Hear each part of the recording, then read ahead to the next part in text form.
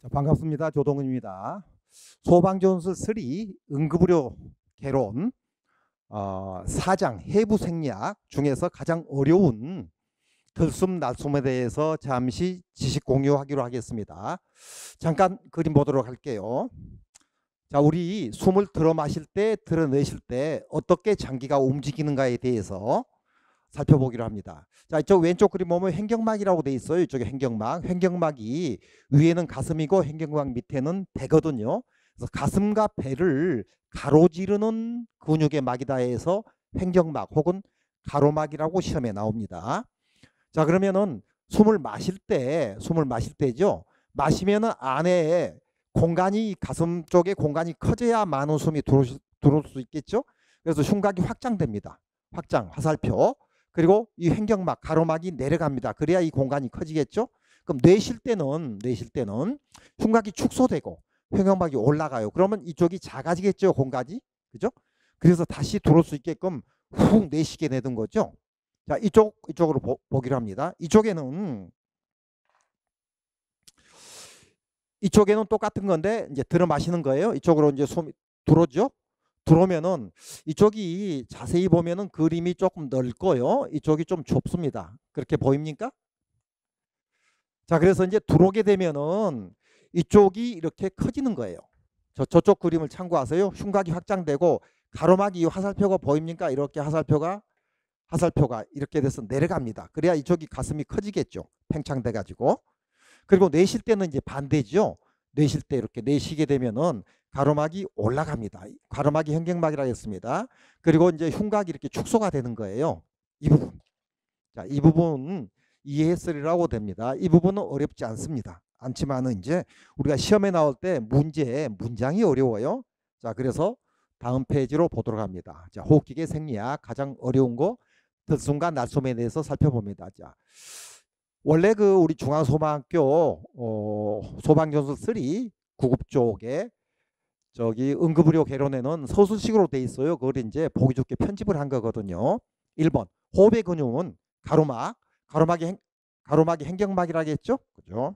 그래서 이제 잠깐만요. 오케이.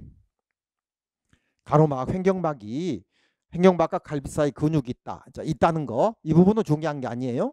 이건 답을 찾을 수 있고 2번에 기억번 들숨은 능동적인 과정이다. 능동적이 뭐죠? 뇌에서 전달돼 가지고 우리가 숨을 쉰다. 능동 반대말은 수동이거든요. 그죠? 그래서 2번에 들숨하고 3번에 날숨은 문장이 반대가 됩니다. 들숨이 3줄을 알아야 하고요. 날숨 3줄을 알아야 합니다. 자, 들숨은 능동적인 과정으로 가로막과 갈비사이근이 늑간근이라고도 하거든요. 수축 후에 이루어진다. 이 부분이 어려워요. 왜 수축이냐? 조금 전에 우리가 그림을 봤을 때 팽창이 돼가지고 공기가 많이 들어오지 않느냐. 근데 이 부분이 좀 어려운 부분인데 왜 수축인가를 살펴봅니다. 수축이 됐을 때 두 근육이 수축이 돼야 가로막이 내려가고요. 갈비뼈는 위와 밖으로 팽창하죠. 이 부분은 쉽죠. 니은번. 자, 결국 이러한 행동은 더 많은 공기가 들어오게끔 가슴을 팽창시키는 과정이다. 여기까지입니다. 그래서 이 단어 하나만 제외하고는 전부 다 쉬운 단어들입니다. 그림을 봤기 때문에. 그럼 수축이 됐으니까 이 니은번하고 결국에 마지막에 문장이 생기게 됩니다. 그리고 들숨의 반대는 날숨이니까 능동이니까 수동이 되는 거죠. 그리고 가로막이 수축이니까 이쪽은 이완이 되는 거죠. 그리고 두 근육이 수축이 됐을 때 이렇게 되는 거죠. 니은번이. 그러면 두 근육이 이완됐을 때 가로막이 올라가고 갈비뼈가 아래로 내려오면서 가슴이 팽창되는 거죠. 그리고 결국 이러한 내용을 허파에서 공기를 내보내는 가슴을 수축시키는 과정이죠. 그래서 이제 들숨은 팽창시키는 과정이고 날숨은 수축시키는 과정이죠. 자, 그래서 이제 이 부분 수축하고 이 부분에 어디죠? 이완하고 이 부분만 우리 생각하고 반대가 되는 거예요.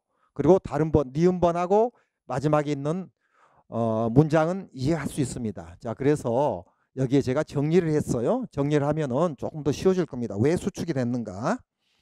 자, 들숨은 갈비뼈가 상승하고 가슴이 팽창된다는 결론입니다. 날숨은 가로막이 올라가고 날숨 올라가죠. 그러면 작아지죠. 갈비뼈가 내려오죠. 그럼 작아져요. 가슴이 수축되는 거죠. 그러면 이 첫 번째는 들숨하고 날숨은 반대로 돼 있어요. 지금. 자, 그리고 가로막 가로막은 가슴과 배 사이의 근육이라 했죠. 횡격막이라 했죠. 들숨 때 더 많은 공기가 들어오게끔 줄어들면서 내려간다. 가로막이 내려가야 통이 커지죠. 그죠? 이유. 자, 들숨에 왜 아까 수축이었는가? 왜 갈비사이근하고 내 갈비사이근 이게 있어요. 이거는 우리가 잘 모르고 의사들은 알 수 있어요. 그래서 우리가 이제 의학을 공부하는 게 아니고 구급을 공부하는 거죠. 그래서 이런 게 있기 때문에 아까 그게 저기 들숨 때 수축이었고 날숨 때 저기 뭐죠? 이완이었어요. 그래서 왜 갈비사이근이 수축이 됐을 때 내 갈비사이근이 이완이 됩니다. 그래서 갈비뼈가 위로 상승을 하게 돼요. 수축했을 때 그냥 상승한다면 이해가 안 되죠. 하지만 수축했을 때 왜 늑강근이 수축하면은 내 늑강근이 이완되니까 상승한다. 이러면 좀 쉽죠. 그리고 가로막이 수축된다. 수축되고 아래로 내려와서 가슴이 팽창되는 거죠. 많은 숨이 들어오게 되죠. 그러면 가슴 압력이 적어져 가지고 이제 팽창되니까 공기가 밖에서 안으로 잘 들어오게 되는 거죠. 더 쉬운 해설 마지막입니다. 들숨은 능동적이다. 스스로 하려 하는 힘으로 숨을 마시니 뱃속 가슴 부피가 커진다. 날숨은 수동적으로 저절로 숨을 내쉬니 그 부피가 다시 작아진다는 개념으로 접근하게 됩니다. 그러면 다시 또 들숨이 되고 들숨은 가슴이 커지고 날숨은 작아져야 다시 들어오게 되죠. 자, 그래서 이제 우리가 호흡기계 생리학에서 들숨과 날숨에서 들숨은 들숨으로 이해를 하면 됩니다. 이해. 이 부분만 어려웠던 거죠. 다른 건 쉬운데 이게 수축이 돼야지, 그죠? 왜 갈비사이근이라고 안 돼 있잖아요. 수축이 돼야지 내 갈비사이근이 이완돼 가지고 이제 이게 문장이 이해가 되는 거거든요. 그래서 들숨으로 이해하면 됩니다. 그리고 이게 또 혼동이 될 수가 있죠. 또 우리가 사람은 까먹게 돼 있어요. 그래서 이제 날숨으로 암기하면 됩니다. 암기인데 단축기억법을 쓰겠습니다. 우리 기억법은 연상기억하고 영상기억이 있는데 연상기억으로 단축기억법을 하겠습니다. 자, 그러면은 날숨으로 외운다겠죠. 들숨으로 이해하고 이제 날숨으로. 이쪽에서 날숨은 수동적이다. 그죠? 이쪽으로 할게요. 날숨은 수동적이다.